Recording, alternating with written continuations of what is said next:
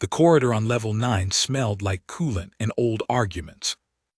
Darian Oss had lived there for 3 years, and in that time he had learned 2 things about his neighbors. The Vrethke family on his left ran their pressure cooker at 400 hours without apology, and the woman on his right did not exist. Not technically. Her door was registered to a name he couldn't pronounce, something with a hard click in the middle that the building's tenant index rendered as a row of asterisks and a diplomatic exemption flag. She paid her residential fees 6 months in advance. She had never once knocked on his door. He had heard her twice, maybe 3 times, through the shared ventilation panel. A sound like low, resonant thunder, which his building's noise complaint system had twice logged as structural settling, and once as unknown fauna. He was fine with all of this. Darian Oss was a station mechanic. He fixed things that were broken and left alone things that weren't. It was a philosophy that had served him reliably across 4 postings and 2 wars, and he saw no reason to abandon it now. So when he came home on the 14th of the 9th month, carrying a bag of repair tools and a portion of noodles going cold in a paper sleeve, and found his neighbor collapsed in the corridor outside her door, he stood there for a full 4 seconds before anything in him moved. She was enormous. He had understood in the abstract that the diplomatic exemption flag on her tenant file implied something non-standard. He had not understood that non-standard meant this. 7 feet of scaled, plated, winged alien woman folded against the wall of a residential corridor on level 9, one hand pressed flat to the floor, the other arm tucked against her ribs at an angle that made something cold go through him immediately and professionally. He had seen that angle before, on beings with injuries they were trying not to show. Her scales were the color of old copper, that particular greenish-brown that bronze gets after a century of rain, and they caught the corridor lighting in overlapping patterns, each plate slightly iridescent at the edge, like something armor-plated had learned to be beautiful over a very long time. Her wings were folded tight against her back. The wings themselves were extraordinary, a structured architecture of elongated bone and tensioned membrane, folded with precision even in this moment, which told him something about her training before it told him anything else. He could see, even from 5 steps away, that one of them had a tear along the leading edge, and that whatever was leaking from the wound was doing so steadily, a dark reddish fluid tracing its way along the membrane's tracery of channels and dripping from the lowest fold to the corridor floor. Her eyes, when she turned them to him, were gold. Not warm gold, old gold, the kind of gold you find in antique instruments and old circuit boards, that specific color that means something was made to last longer than you, to outlast several of you, to still be functioning at tolerances you couldn't achieve when everything around it had been replaced twice. She did not ask for help. Her chin came up. She looked at him the way something looks at you when it is deciding whether you are a threat or a nuisance, and her posture, even collapsed against a corridor wall, had the quality of a formal position. This was as low as she was going to go, and she had chosen the specific angle deliberately, and the hand pressed flat to the floor was not for support so much as to communicate that she was choosing to rest here. Darian Oss set down his noodles, set down his tool bag, crouched to her level without moving closer. "You're losing fluid fast," he said. "Can I look?" The gold eyes narrowed. "I am not," she said, and her voice was that thunder through the ventilation panel, close up and multitonal, like 3 instruments playing the same note in different registers simultaneously. There was a primary voice and then harmonics behind it, resonant and layered. "In need of." "You're going to lose consciousness in about 8 minutes," he said. "Not a threat, just a calculation. Your hand's already shaking and you haven't looked at it because you already know." She looked at her hand. The hand was, in fact, shaking, a fine, precise tremor of the kind that develops in extremities when a body is pulling resource from its periphery to protect its core. She said nothing, which was, he had learned in field conditions and difficult repairs, the only permission some creatures were capable of offering when they had been raised to believe that asking for anything was a structural weakness. He moved closer, carefully, not fast, the way you approach something that could take your arm off and has chosen provisionally not to. He opened his tool bag. His name was Darian, and he had a gift for fixing things that had no business being fixed. It had started when he was 7 years old, and his father's atmospheric recycler broke down 6 months into a colonial winter, and the authorized repair technician was 3 systems away and not coming, and the temperature outside was -40 and declining. He had taken the unit apart with a kitchen knife and a set of drill bits stolen from his father's locked cabinet, and put it back together differently than it had been. Not because he had known how it should be redesigned, but because the way it had been clearly wasn't working, and a different arrangement of the same components could only be better or the same, and the same was already killing them. It had worked better than before. His father had looked at the rebuilt unit for a long time without saying anything, and then had looked at Darian the same way, and something between them had shifted in a direction that neither of them ever named and both of them understood. He had spent the next 30 years fixing things: ship drives, station infrastructure. Pressurized hull segments declared total losses. Agricultural processors on colonial settlements where the next certified technician was 6 months away by transit. During the Karenai border war, he had fixed a Confederation corvette's main thruster assembly with a piece of landing strut, 12 meters of stripped power cable, and a core stabilizer he had adapted from a captured enemy drone by identifying that the enemy's engineering logic was, at the fundamental level, the same engineering logic because physics does not change at the border. And the captain had filed a commendation report that was formally rejected by the engineering corps on the grounds that what he had described was not technically possible. He kept the rejection letter. It was the only piece of paper on his apartment wall. 3 certs: drive systems, structural repair, life support. 2 informal competencies that no certification covered but that had saved, by his rough count, somewhere between 40 and 60 lives across 3 postings and a war. The first was adaptive engineering under conditions that formal training described as consult a superior and await equipment. He had developed a reliable internal process for those moments that could be summarized as, the same components, differently arranged, cannot be worse than what is already failing. The second was biological structures. He had not intended to develop expertise in alien biological structures. It had happened because the line between a biological load-bearing system and an engineering one is thinner than most people expect, and because several of his postings had included medical facilities with overworked staff, and a station mechanic with time on his hands, and a technical curiosity that did not stop at species boundaries. Wing anatomy, specifically, he had encountered during a 6-month posting at a transit hub that served 3 avian-adjacent species. The clinic had needed someone to recalibrate their surgical support apparatus, and while calibrating it, he had read the reference manuals for the procedures it was designed to assist, because he always read the manual for whatever he was calibrating. He had not expected to need this information later. This was how most of his competencies worked. He had a small apartment on level 9.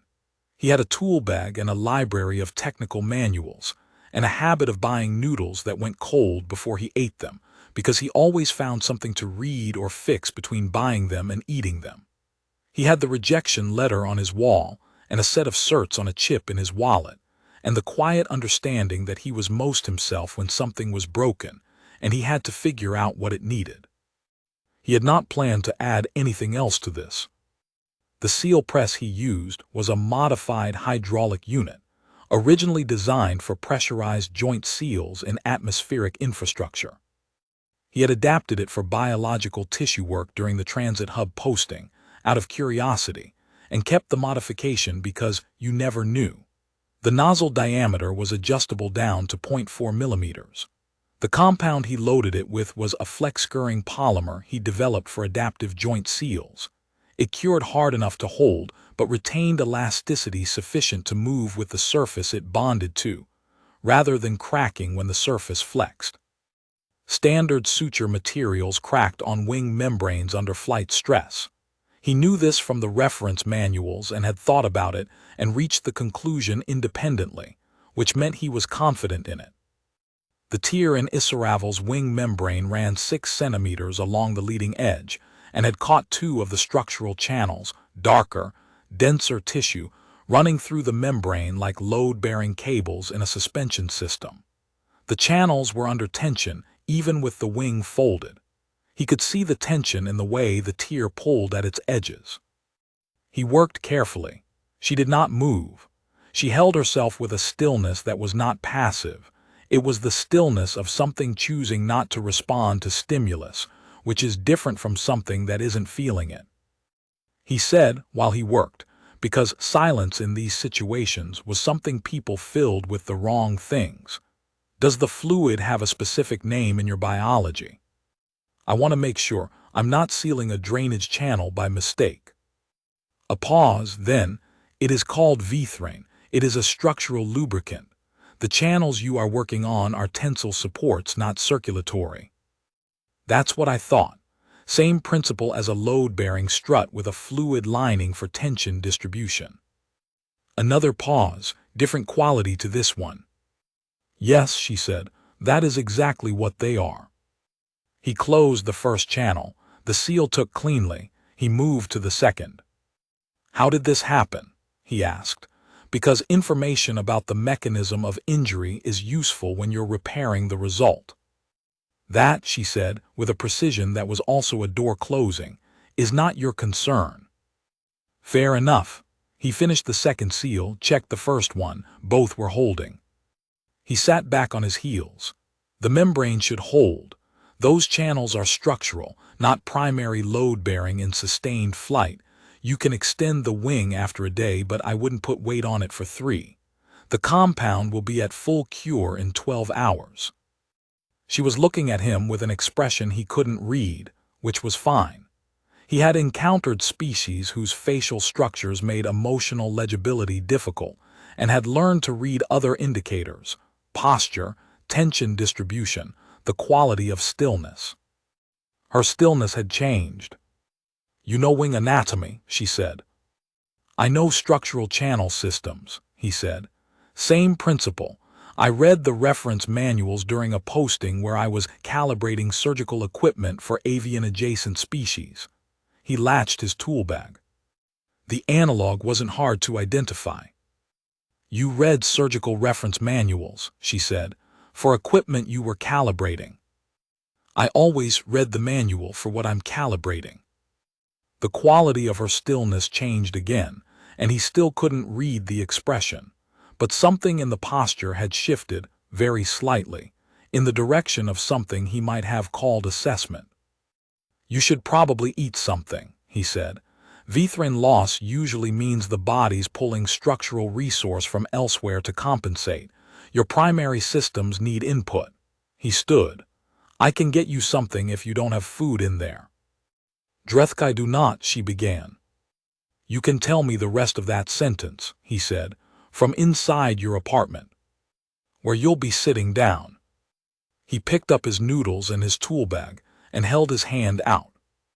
She looked at his hand for a long time, long enough that he had time to notice the detailing on her scale plates, not uniform, each one slightly individual, like a fingerprint pattern in copper and green, and the specific architecture of her folded hands, which had 4 fingers where he had 5, with an additional joint that extended the reach by roughly 1/3. She did not take his hand, but she let him stand beside her while she got to her feet, and she did not push him away when the first attempt made her sway, and by the second attempt she was upright and moving toward her door with the bearing of something that had chosen to recover its dignity and was succeeding. She went through the door without looking back. He stood in the corridor for a moment. Then he went inside his own apartment and ate cold noodles and read 3 pages of the Kethalan Drive manual, and did not think about gold eyes at all, or told himself he wasn't, which amounted to approximately the same thing. She knocked on his door the next morning. He knew it was her because the knock had the sound of controlled restraint, the knock of something that could go through the door and was choosing, with deliberate precision, not two knocks, measured interval. He opened it. She was upright and composed and wearing something different, an additional layer of plate across her shoulders and down her upper arms, ornate in a way that felt deliberate and structural simultaneously, like the ornamentation was also armor. She was at formal extension, wings folded precisely at a specific angle that he suspected was a formal position rather than a natural one, shoulders square, chin level. Her injured wing was held at the same angle as the other, which told him the repair had taken, and the pain was manageable. She was holding a small container that was heavier than it looked, warm in a way that suggested active chemistry, labeled in a script he didn't recognize.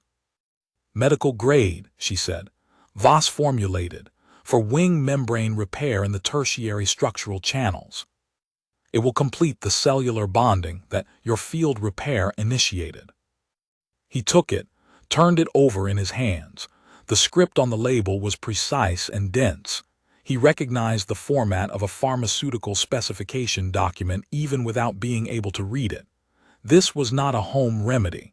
This was a specific, high-grade compound. "Thank you," he said. "I repay what I owe." It had the quality of a formal statement, something said for the record, with specific meaning in a specific context, more than the ordinary words implied. "You don't owe me anything." She paused, the formal neutrality fractured briefly and precisely. "That is not how obligation functions," she said, "among my people."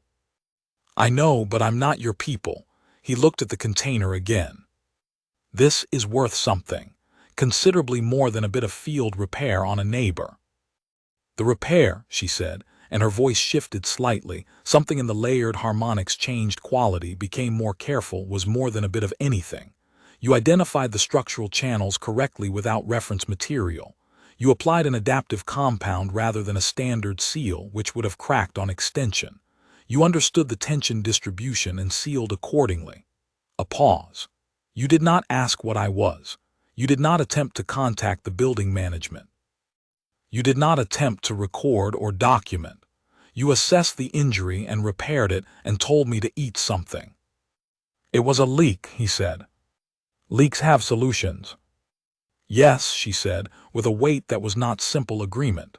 "That is exactly what I mean." She looked at him directly, and the old instrument gold was present and measuring. "Most beings who encounter an injured Drethkai," she said, "either flee or attempt to leverage the encounter for advantage. You did neither." "My name is Darian," he said. "Darian Os, in case that's useful." She processed this. He could see the processing, the same assessment quality he'd identified in her stillness. "Os," she said, testing the consonants, "that is the family name." "Last year." "And Darian is just a name. Not complicated." "My name is Isoravel Drethkai Voss." She said it with the precision she'd used for the pharmaceutical compound. "This is what this is called, these are its specifications. Among my people the family name comes last. Voss is my family. Drethkai is a designation that precedes it, a title that is also a name. It is not separable." "What do I call you?" The pause was longer. Something shifted behind the formal neutrality. "No one calls me anything," she said. "I am not officially here. I have a diplomatic residential permit and a standing privacy provision. No resident of this station is formally aware of my presence, and that is the designed condition." "Why?" She looked at him, really looked at him, with the full weight of the old instrument gold. "Because I am Drethkai," she said. The eldest line of the vast sovereignty. We are. She seemed to be translating something that didn't have a clean translation. We are the teeth of the law, the oldest authority in the sovereignty. A drethkai in a place is a signal. It means either that the place is under sovereignty protection, or that the place is being observed for a formal proceeding, or that someone has done something significant enough to require the oldest authority's attention. A pause. None of those readings encourages social familiarity. Isaravel, he said. She was still. That's what I'll call you, he said, if that's all right. The pause this time was different in quality, shorter, and with something in it he couldn't name. Yes, she said. That is all right. She turned to go. He let her get 2 steps before he said, the compound is their application instructions, or do I need to figure it out? She stopped, and there it was, the thing he hadn't been able to read in her expression but could read in the line of her shoulders, the slight adjustment of her wings. She turned back. I will show you, she said. It requires a specific application sequence. She showed him. It took 20 minutes, done in his doorway with the container open between them and her, directing his hand with precise verbal instruction, while he applied the compound to the sealed channels in the configuration she specified. He could see what the compound was doing. It was a biological adhesion promoter, accelerating the natural cellular regeneration process at the repair site. Elegant chemistry. He said so. She told him the general principle, in the same way she told him the Vithrin function, not elaborating unnecessarily, but not withholding either. Technical exchange. He found he was good at receiving information from her the same way he was good at reading manuals, without skepticism, with interest, noting what was different from his existing model and updating accordingly. When it was done, she said, I will check the repair in 3 days. He nodded. Isaravel, he said. She stopped again. The noodles I bought last night went cold, he said. If you need food, there's a place on level 12 that's actually good when it's hot. The expression he still couldn't read, but the posture again, that small adjustment. I will remember that, she said, and went back through her door. 3 weeks passed. He saw her 4 more times without planning to. Once in the corridor at 5:30 hours when they were both leaving at an early hour, and they did not speak, but he nodded, and she inclined her head in a way that was very precisely different from ignoring him. Once from the window of the level 4 maintenance office when she was crossing the elevated walkway above. He had only recognized her because of the wingspan, visible even folded, a structure he now knew in precise detail. Once in the white vapor of a fire suppression test that filled the building for 20 minutes and left them both standing 2 meters apart in the artificial fog, having emerged simultaneously from their respective doors into something that felt briefly like another world. They did not speak in the fog either, but they stood there for the full 20 minutes until the system cleared. And when it did and they could see each other again, she had looked at him for a moment with gold eyes that the fog was still clearing from around, and then gone back inside. The 4th time was different. He was sitting in the corridor outside his apartment at 2100 hours with a technical manual and inadequate light, because the building's interior grid was on reduced allocation pending an infrastructure repair that had been scheduled for 3 weeks and been delayed twice. The manual was a physical copy, a habit from field postings where power management meant readers were luxuries. He was working through the Kethalan jump core calibration problem and had reached a section that required calculation. He was in the middle of the calculation when he heard her door. She came down the corridor and stopped when she saw him. He was aware of it. He was aware of most things in his peripheral vision, another field habit, but he didn't look up immediately. He finished the line of calculation he was on. Then he looked up. She was standing 3 feet away looking at him. The formal plate was off. The wing brace was off. She was in, he didn't have a word for it except natural, what she looked like when she wasn't in formal configuration, and the difference was considerable. The scale pattern was more visible without the added plating, and the wings were folded in a way that wasn't held there but simply rested, and she was very large and very present in a corridor that had been just him and bad light 2 minutes ago. He looked at her, she looked at him. He moved his tool bag so there was space against the wall. She sat down. Not next to him. The 3 feet remained, but against the same wall, folding herself to the floor with the particular care of a large being in a small space, adjusting her wings so they cleared the corridor width, and then going still. He went back to his calculation. After 40 minutes he heard her say, "What are you reading?" "Drive calibration specifications for a Series 7 Kethalan jump core," he said. "Old tech, pre-Accord, about 800 years old." "Kethalan," she said, "Rechera engineering." "Yeah, the calibration tolerances were set for original material specifications. The materials have drifted in 8 centuries. I have a client with a salvage unit, and I'm recalculating from first principles." A pause. "You can do that," she said, and it wasn't a question, but it wasn't quite a statement either. It had the quality of something being revised. "It takes time," he said. "The physics don't change, just the material constants." She was quiet for a while. He calculated. The corridor was the same corridor it always was, with the same smell and the same inadequate light, and it was somehow different.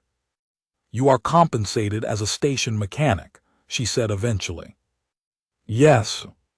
"For how long?" "Station mechanic, 3 years here. Before that, field postings, 2 wars." "You were military." "Support corps. I fixed things that broke in difficult conditions." He turned a page. "I was better at fixing than fighting, and the corps figured that out eventually." Another pause. "You are Confederation rated," she said. 3 certs." He looked at her. "You read my tenant file," he said. "I read the maintenance worker registry when I arrived," she said. "It was relevant to knowing who had access to the building's physical systems."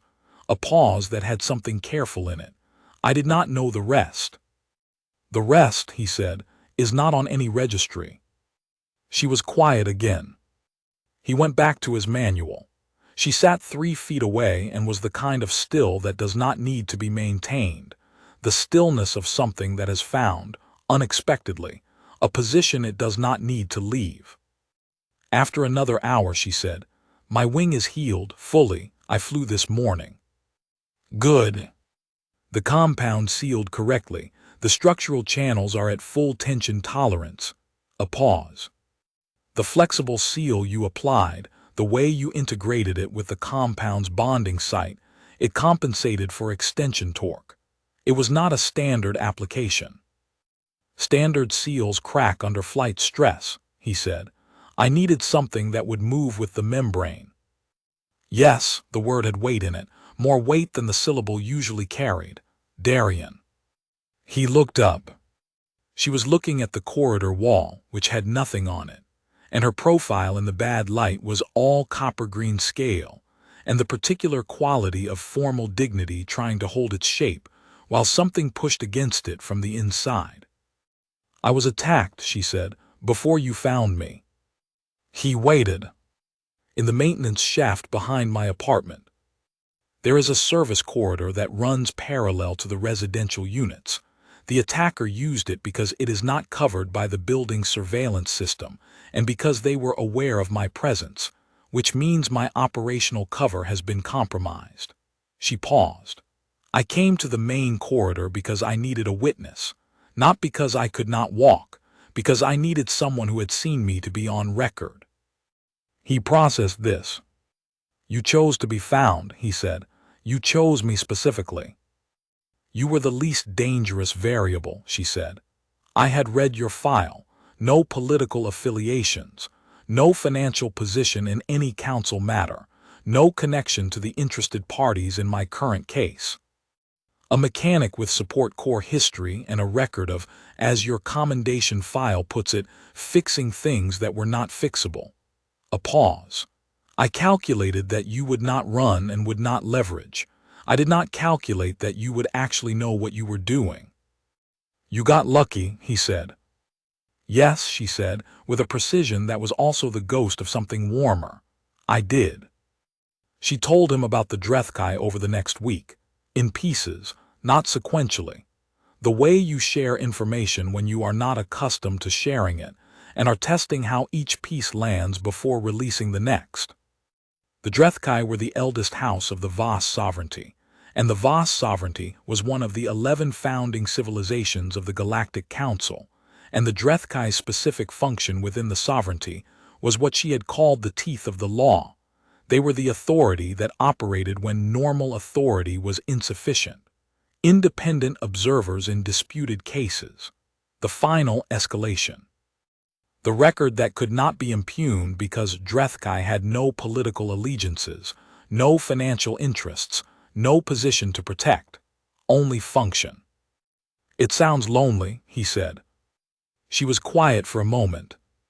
We are trained from youth not to form attachments that could compromise function, she said.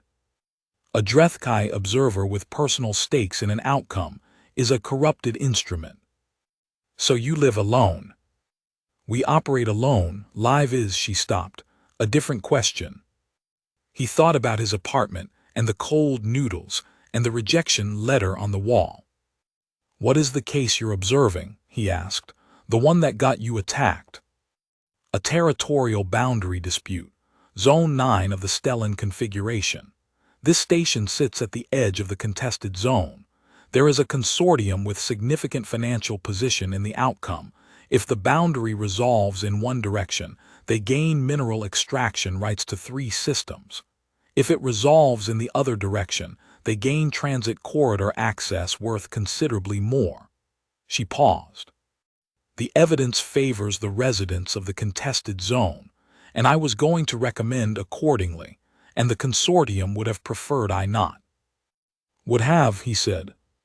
Will, she said, the attack failed. What do you need now?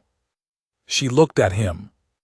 The formal proceeding requires a neutral party witness, she said. Someone who can testify to my condition following the attack and confirm that my observation duties continued despite the compromise. Someone without political connection to the case. A station mechanic, he said. Yes. He was quiet for a moment. When, he asked.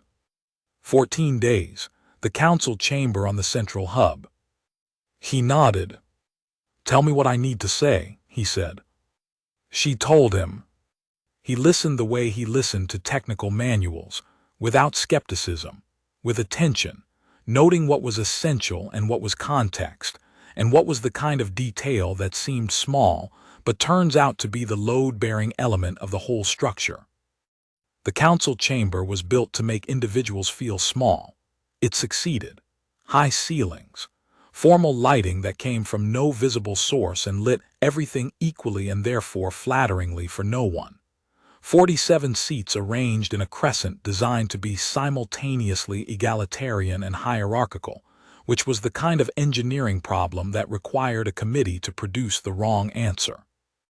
Darian sat in the witness enclosure, which was a chair in the center of the room surrounded by nothing, and waited. Isaravel was in the speaking position. She was wearing Drethkai formal, the full layered plate, the structured wing brace that held her wings at a specific extended angle that was not natural but was formal, each wing held at precisely the same geometry. The copper-green scale was partially obscured by the formal plate, and the gold eyes were in old instrument mode, and she stood in the center of the room with the bearing of something very old and very certain of its function. She looked at him once when he entered. The look confirmed something without expressing anything. He nodded once and sat down. The adjudication ran for 2 hours of procedural statements before it got to anything he was there for. He followed approximately 2/3 of it, which was enough to build a working model. The disputed zone, the observation appointment, the attack, the formal query about the observer's integrity. He had brought a technical manual and did not read it, because that would have been impolite, but he thought about the Kethalan calibration problem during the less relevant sections. He understood, eventually, why his testimony was being introduced in a specific procedural sequence rather than as a simple witness account. There was a sovereignty law provision, a specific one. He had not been told about it because Isaravel, he suspected, had not known how to tell him about it, and had chosen to let the council state it formally because that was cleaner. The adjudicator said, "The witness to the Drethkai's injury is recognized as a party of record under the provisions of Voss Sovereignty Code, Article 7, the obligation bond." Darian sat with this. He gave his testimony, technical language. He described the injury as he had found it, the repair he had performed, the compound application, the confirmed recovery.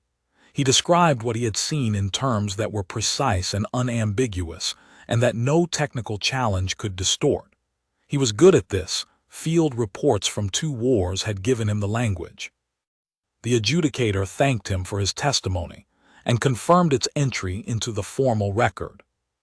Then the adjudicator said, "The Chamber notes that under Voss Sovereignty Code, Article 7, the individual who renders material aid to an injured Drethkai in the field and serves as neutral witness to the injury is designated as a bond holder of record. The bond carries sovereignty recognition, a standing duty of protection, and formal associated party status in any proceeding in which the Drethkai is a principal." She paused. The Chamber further notes that the bond holder in this case is a Confederation civilian national with no prior sovereignty connection. This is the first Article 7 designation for a non-Voss national in 412 years. The Chamber's silence was the kind of silence that 47 diplomatic delegations produce when their briefing materials have collectively failed to cover something. Darian looked at Isaravel. She was standing at formal extension with formal neutrality on her face and old instrument gold in her eyes, and she was not looking at him in the specific way that is performed for an audience. The not looking that is a kind of looking, because both people know what the deliberate avoidance means. He understood in that moment, with the clarity he got in the field when a repair revealed its own underlying structure, what she had done, why she had done it, and what it cost her in terms of the function she had been built for. She had weaponized an obligation bond to protect him.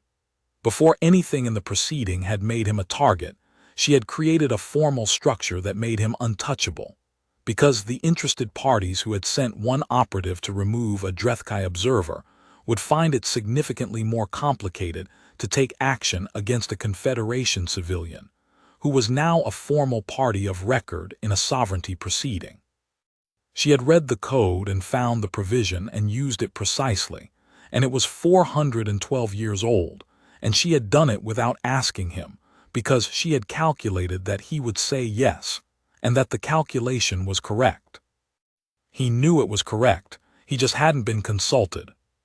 He sat in the witness enclosure while 47 delegations processed an unprecedented development, and he was patient, because patience was his professional baseline, and because he was thinking about a floor against a corridor wall and a compound applied in a doorway and 40 minutes of silence that were the most comfortable 40 minutes he had spent in 3 years on Level 9. The secondary chamber was a conference room, which was still large enough to be formal but small enough for 2 people to speak in without the architecture of the room being a third party in the conversation. Isaravel stood at the window.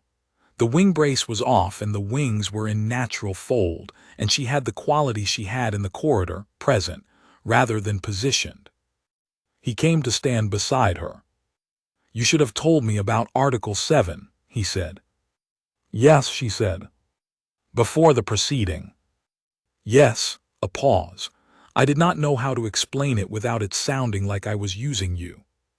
"You were using me." "I was protecting you," she paused. "Both things are true." He looked at the dark outside the window.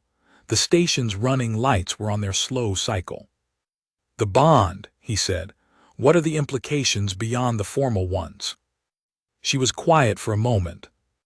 Among the Drethkai, she said carefully, with the precision she brought to pharmaceutical specifications and damaged channel systems and everything that mattered, a bond of this nature is understood to have meaning beyond its legal function. A formal Article 7 bond, incurred in the field, genuine need, not arranged, witnessed by a neutral party, is not a transaction. Drethkai have transactional bonds, political bonds, bonds of convenience. They are different in character. She paused. This kind is understood among my people to be the beginning of a particular relationship, not defined in the code, not specified, determined by the individuals in question, in time. He looked at her. A bond that you invoke, he said, changes what the relationship can be. Yes. You knew that when you invoked it. Yes, the precision again, but something under it. I knew it when you closed the second channel in the corridor and sat back on your heels and told me not to put weight on it for 3 days. I knew it when you read the surgical manuals because you always read the manual for what you're calibrating. A pause. I knew it when you moved your tool bag to make space and did not ask me to explain myself. He looked at the dark. I'm a station mechanic on level 9, he said. I eat cold noodles and read old manuals, and I have a rejection letter on my wall that I keep because it's the closest thing I have to a trophy. I know, she said. That's not, he tried to find the frame, that's not what a Drethkai should be. What a Drethkai should be, she said, with the particular quality she used for statements that had been arrived at through significant process, has been the shape of my life for 40 years. I know its dimensions very well. A pause. I know what is outside them. I know what it means that someone sat in a corridor in inadequate light and did not ask me what I was or what I was doing there or what I could offer him. I should have asked what you were doing there, he said. Turned out to be relevant.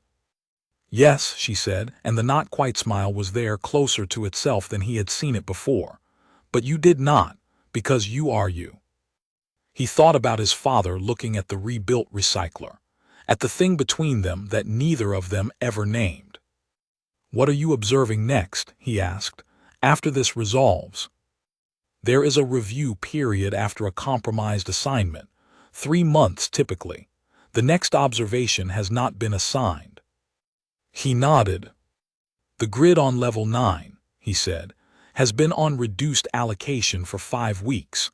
There's a Vrethki family on my left with a pressure cooker that runs at 4 in the morning. The lighting in my kitchen is bad enough that I have to position 2 supplemental units to read manuals at the table.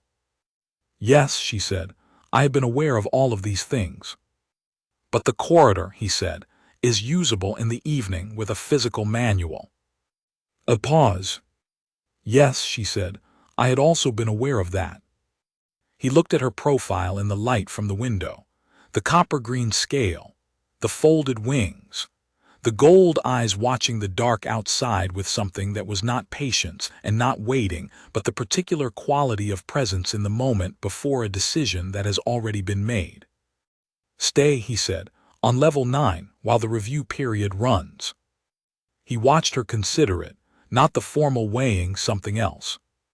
The consideration of someone who had already decided and was taking a moment with the weight of the decision before they named it. Drethkai, she said very quietly, do not generally. Isaravel. She stopped. Every time you say that, he said, it turns out not to be true. The warmth in the gold eyes, fully present now, not old instrument gold, the color of something that has lasted long enough to become something else. No, she said, it turns out not to be. He made food in the small kitchen with the supplemental lighting units at angles that helped, and she sat at the table and watched him the way she watched technical problems, with structured attention, cataloging sequence and timing, and the logic of the approach. He had learned to find this comfortable rather than observed, which had taken approximately 4 days, and was now just the way things were. You are applying the secondary compound before the primary base is fully set, she said. If I wait for the base to set, I lose the temperature window for the emulsification. He plated it. The compounds need each other. They're not sequential, they're concurrent. She considered this, filed it. He set the food in front of her and sat across from her, and they ate. And outside the window, the level 9 grid ran at reduced capacity, and the Vrethke pressure cooker was 8 hours from its morning cycle, and the station was its usual self. "What will you do," she said, "with the bond?" "In practical terms, I haven't figured that out yet. It will produce inquiries. The council record is public. There will be interest in the Confederation National, who holds an Article 7 bond, academics, journalists, the occasional legal theorist." "I can be unavailable," he said. "I'm a mechanic. I'm always working on something." "Yes," she said, "that is one of the things I counted on." He looked at her over the table. "What else did you count on?" She looked back, the warmth steady and direct. "That you would not be frightened by the scale of it," she said. "A Drethkai obligation bond in formal terms is not a small thing. It has implications that most individuals would find," she paused, "overwhelming. Or exciting in a way that would change their behavior in the wrong direction." "I'm a mechanic," he said. "Scale is just a calibration question." The not-quite smile was fully itself now, the closest it had been to what it was. "Yes," she said, "that is what I counted on." They finished eating, and the table between them was the ordinary surface of an ordinary evening, and outside the window the slow rhythm of the station's lights kept its time, and neither of them needed to name what the evening was, which was its own kind of thing. When the review period ended and the new assignment arrived, she came to his door at morning with the formal plate across her shoulders, and the gold eyes direct and warm, and a standing that was formal and also something else entirely, simultaneously. "Zone 14, she said. "Contested zone, a civilian hub, a residential station." "What level?"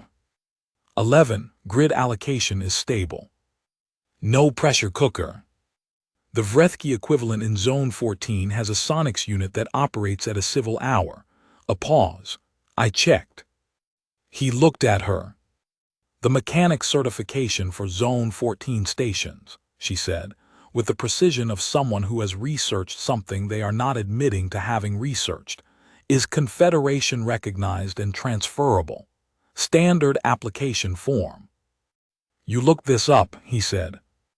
"I always read the relevant specifications," she said, "before I need them." He almost laughed. He did laugh, a short and genuine thing, and she looked at it with the gold eyes in the way she looked at things she was filing. "The food market in Zone 14, he said. "Is it any good?" "The food market," she said, with a gravity that was 800 years of Drethkai formal training deployed in service of the best understatement he'd ever heard, "is considered adequate." He nodded. He stood in his doorway looking at her, the formal plate and the folded wings and the gold eyes, and the 3 years of a neighbor he hadn't known, and then 4 months of the beginning of something that had no name yet, but was going to have one in time, because that was what beginnings did. 3 days, he said, to close the shop and pack. She inclined her head, once, with the gravity that meant she was understating. He went back inside. Through the open door, he heard her footsteps in the corridor, unhurried, the measured pace of something that had decided where it was going. He packed the technical manuals first, then the tools, the rejection letter last, still in its frame, the engineering core formal declaration that what he had done was not technically possible. He thought, the same components differently arranged cannot be worse than what is already failing. He thought about a neighbor he hadn't known for 3 years and then did, and about the specific quality of a corridor in bad light when someone sits 3 feet away and is the kind of still that doesn't need to be maintained. He thought about bonds and obligations and the specific structural principle that the load-bearing elements of a thing are not always where the specifications say they are, sometimes there in the flexible seal, the adaptive joint, the part that was designed to move with the surface rather than resist it. He finished packing. Outside, the level 9 grid ran its reduced allocation. The station turned on its slow axis. The lights kept their rhythm, steady and unhurried, the way a thing moves when it knows what it is and where it is going and has no particular reason to rush. In 412 years, no one had held an Article 7 bond who wasn't vast sovereignty. In 412 years, no one had sat in the corridor with a technical manual and made space against the wall without being asked. The formal record would note the precedent. It would not note the small things, the cold noodles and the bad light and the knock that had the sound of controlled restraint, the 20 minutes in artificial fog, the not-quite smile finding itself, incrementally, across 4 months of a level with a pressure cooker and a grid on reduced allocation. The formal record was not, by its nature, concerned with small things. The individuals in question were: the formal record of Galactic Council Case 7714B would be cited in academic literature for the next 2 centuries, primarily in the context of diplomatic protocol and the limits of the Council's conflict of interest provisions. A subsidiary body was formed to review the implications of Article 7 designations for non-sovereignty nationals. The subsidiary body produced a report of 430 pages that reached no definitive conclusions. The interested consortium lost its mining rights petition. The transit corridor rights went to the existing station residents. The operative sent to remove the Drethkai observer was detained under Joint Confederation sovereignty jurisdiction and processed through the formal system that Isoravel's observation had set in motion, which was not, in the end, a satisfying resolution. It never was in these cases, but it was the correct one, and the distinction between satisfying and correct was one of the things Drethkai spent a long time learning. Isoravel filed her final observation report 6 days after the council proceeding. It was 14 pages of precise, formal, unimpeachable documentation that recommended resolution in favor of the station residents with a high degree of confidence, and it contained in its appendices a secondary report on what she formally designated as a security compromise in the observations cover protocol, which detailed the attack, the injury, the field repair, and the subsequent Article 7 invocation in clinical procedural language that would be read by 6 different council subcommittees over the following year, and cited in 3 subsequent observer protection reforms. The secondary report did not mention that the repair compound had been warmer than expected in the hand. It did not mention the ventilation panel. It did not mention the pressure cooker or the inadequate lighting or the quality of a specific stillness in a specific corridor. It mentioned Darian Oss by name in the formal capacity of the bond holder and specified his Confederation cert number and residential address and professional registration because these were formally relevant.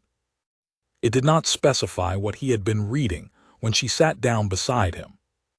3 days before she left Level 9 for the Zone 14 assignment, he took her to the Level 12 noodle place. It was not an occasion. He had not planned it as one, and she had not suggested it as one.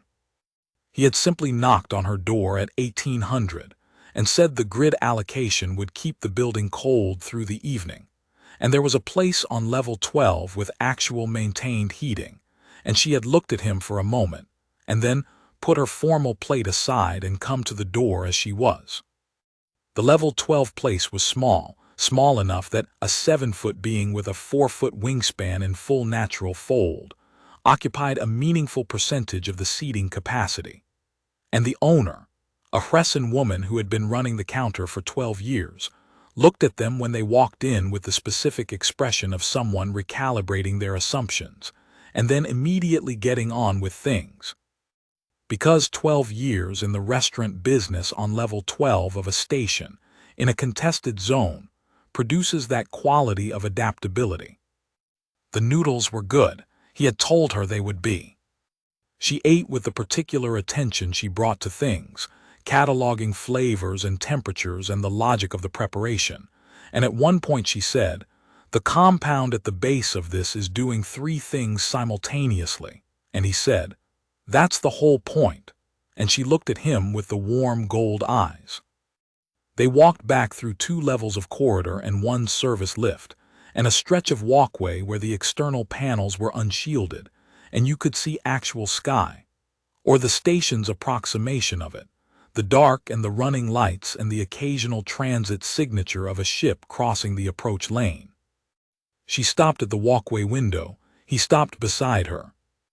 "The first time I saw you," she said, "I calculated that you would walk past." "I thought about it," he said honestly. "What changed the calculation?" He considered this. It wasn't a complex answer. "The angle of your arm," he said, "against your ribs. I've seen that angle before. It means someone is working very hard not to let something show." She was quiet for a moment. "You recognized it," she said. "Field experience," he said. "You learn to read what people are trying not to show." "What did you read?" "That you were in more trouble than you were going to admit." He looked at the dark through the panel. "And that you were the kind of being, who would rather sit in a corridor and wait for someone to notice than ask for help out loud." The pause this time had a weight and a warmth simultaneously. "Yes," she said, "that is accurate." "I'm the same way," he said. She looked at him, really looked, with the full quality of the gold eyes in the dark hand-running light's light. "I know," she said. "It is the first thing I understood about you." A pause. "Before the calibration manuals, before the adaptive seal, before the Kethalan jump core." She paused again. "You had cold noodles in a paper sleeve because you had been on your way home and gotten distracted by something in the maintenance bay. And you were carrying them the way someone carries something they know they're going to have to eat cold because they always do." He had not told her any of this. He looked at her. "You observed a lot," he said, "for someone who officially wasn't there." "I observe everything," she said. "It is my function." A pause. "Most of what I observe is not." She stopped. "It does not." Another stop. "You are the first thing I have observed in 40 years, she said, very carefully, "that I did not immediately know what to do with." He stood beside her at the walkway window, and the station lights kept their rhythm in something that had been forming incrementally across 4 months and 3 years, and a corridor and a tool bag and a Kethalan jump core, and a not-quite smile becoming itself was present now, clear and structural, the way a load-bearing element becomes clear when you know where to look. "Come and look at the Zone 14 station specs with me," he said, "when we get back. I have the structural layout documents, and I want to see what the workshop setup looks like." She turned toward the corridor, and he turned with her, and they walked back through the 2 levels and the service lift, and into the level 9 corridor that smelled like coolant and was lit badly, and had the Vrethke pressure cooker scheduled for 400, and the shared ventilation panel between their 2 apartments through which he had heard thunder that the building's complaint system had logged as structural settling. At her door she stopped. "Darian," she said. He stopped. "I did not calculate," she said, "that it would look like this." He waited. "The obligation bond," she said. "The formal record, the 412 years." She paused. "When I sat down in the corridor beside you, I had calculated the legal outcome and the protection it would provide and the political implications and the sovereignty response. I had not calculated," she stopped, "what it would look like to sit in a corridor beside someone in bad light and not need it to be anything other than that." He was quiet for a moment. "What does it look like?" he asked. She looked at him. The warmth, direct and clear, the specific gold that had outlasted its own instrument quality and become something else. "Like a beginning," she said, "of something I do not have formal specifications for." He nodded. "That's the kind I'm best with," he said, formally unspecified, work from first principles. And the not-quite smile was fully itself, complete. Hers and legible and present in the level 9 corridor at the end of an evening that had been an ordinary dinner, and was also, in the way that ordinary things can be, something else entirely. "Yes," she said, "I suspected that." She went through her door. He went through his. Between them, through the shared ventilation panel, the building settled into its own sounds, the grid's low hum, the slow cycle of the exterior lights, the distant rhythm of the station turning in the dark. He spread the Zone 14 structural documents across his table and turned on both supplemental lighting units and looked at the workshop specs for a station in a contested zone where the grid allocation was stable and the food market was considered adequate, and someone had checked in advance that the Vrethki equivalent operated a sonics unit at a civil hour. From the direction of the ventilation panel, very faintly, 3 resonant harmonics, low and layered, the sound that had been logged as structural settling and unknown fauna, and that he now knew was the sound of a Drethkai at rest. He read the Zone 14 documents. He made notes in the margins. He was still working when the level 9 grid cycled down to overnight allocation, and the corridor went quiet, and the Vrethki pressure cooker was 6 hours from its start time, and the station kept turning in the way stations do, steady and continuous, and not particularly concerned with whether the individuals inside it were making the best decisions of their lives. They were. The formal record would eventually note, in the dry language of the subsidiary body's follow-up report 3 years later, that Article 7 designations in the intervening period had increased 5-fold, and that the social phenomenon underlying this could not be explained by the formal provisions alone, and that the bond between a Drethkai observer and a Confederation station mechanic appeared to have recalibrated in some diffuse and difficult-to-quantify way. The general understanding of what a bond between unlike beings could look like. The subsidiary body recommended further study. Further study was conducted. It reached no definitive conclusions, which was the nature of further study in cases where the thing being studied was not a policy or a precedent, but a particular kind of beginning. The kind that starts in a corridor with cold noodles and a tool bag, and the specific angle of an arm against a rib cage, and a 4-second pause before anything moves. Some things, the final report's sole dissenting footnote said, are not formally specifiable. The dissenting author was not identified in the record. Darian suspected it was someone who had read the manual.